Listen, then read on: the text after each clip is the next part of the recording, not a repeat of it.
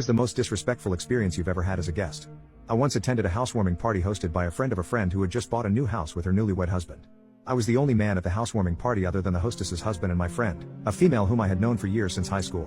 I arrived in time to meet about 20 of the women who had come to meet the hostess and her husband and see her new luxury home which he designed and helped build since he was an architect who specialized in ecologically friendly homes and modern buildings. I arrived with some gifts. A box of some luxurious chocolate hazelnut cake, and a brand new bread maker machine which the hostess really wanted. I was then directed to put the boxes in the kitchen and then proceeded to the living room where everyone was gathered for introductions and helping themselves to non-alcoholic drinks, while the food was being placed on serving plates and brought to the living room. My friend introduced me to the hostess, Kira. I offered my hand to shake. She ignored me at first, while some of the women guests interrupted to compliment her on her new home and another asked her about where she bought her couch set or something along those lines. I spoke up to introduce myself and say my name and she looked at me sideways with her eyes and said, "Just wait your turn." She continued to talk to one of her female guests and laughed, while still ignoring my hand and me. Without even being introduced or shaking hands with Kira, my friend and I just walked over to our spot in the living room while she apologized for her saying that she's probably been very busy setting up her new home and she'll have time to talk to everyone later on. After a few minutes of chatting, Kira's husband, a very nice and quiet shy man, tapped his glass with a spoon like a bell to get started. We all bowed our heads together in prayer and blessed the housewarming party and all who came and brought gifts. Then Kira started her speeches and announcements and each guest had a chance to introduce herself and say one interesting fact about herself. When it came to my turn, Kira interrupted me and said, "We all know who you are, so let's move on to the next guest." She introduced herself before I could even finish saying my name. I stood there speechless but just smiled, not knowing what to say. My friend who brought me just held my hand and smiled at me as if to calm me from being angry. After introductions, Kira offered a tour of her new home and we all followed her from room to room, admiring all the decorations and evening complimenting her on all the amazing ecological things she pointed out, like the triple layered windows that allowed the sun to heat up rooms and 1-inch floor tiles that were made with recycled materials that helped to retain heat, as well as her heating vents that allowed heat from her clothes dryer to be directed to other rooms and items like that. I asked some questions about various items out of curiosity and how they were ecological, and my questions were completely ignored by Kira, who clearly was bothered by my questions or perhaps hearing my voice.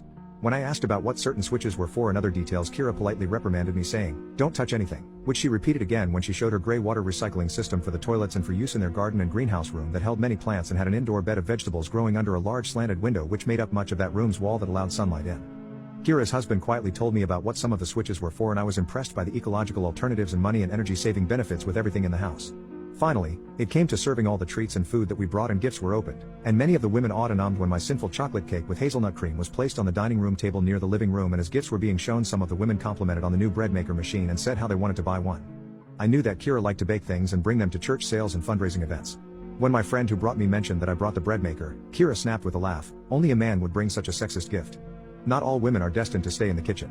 I didn't hear any thank yous, and Kira's husband spoke up and said how he loved all the varieties of bread that his own mom used to make and how she'd add nuts, raisins or berries and even add coffee or tea to make wonderful flavors of bread. I simply ignored the insult and tried hard to not say anything since I was in her house and I didn't feel it was my place to defend myself or argue.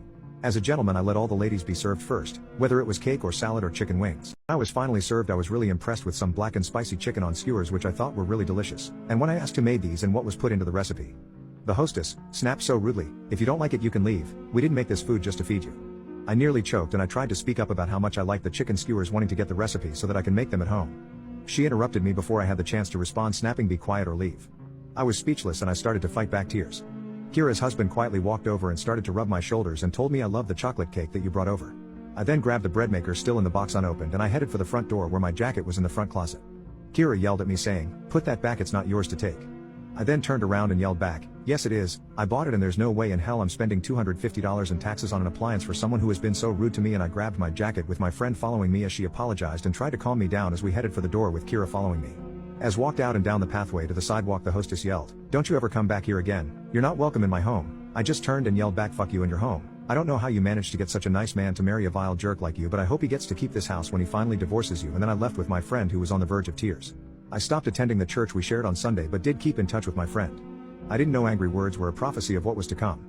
Kira's husband divorced the jerk after 1 year of marriage on grounds that she was abusive and at times nearly violent, and she also had an affair with one of his co-workers who had been to his home on many occasions. The husband kept the house he designed and he wasn't required to pay any alimony to his ex-wife either. I hadn't kept in touch with him but saw the architect years later in a shopping mall with a beautiful pregnant wife and his 2 kids, and he was happy to see me again. I later learned from my friend that the ex-wife was divorced a second time and she had been charged and tossed in jail for a few months for domestic violence and felony abuse. She now works as a waitress in some hotel and has lost the right to see her only daughter. So, I guess it pays to be nice, and mean people lose a lot more in the end.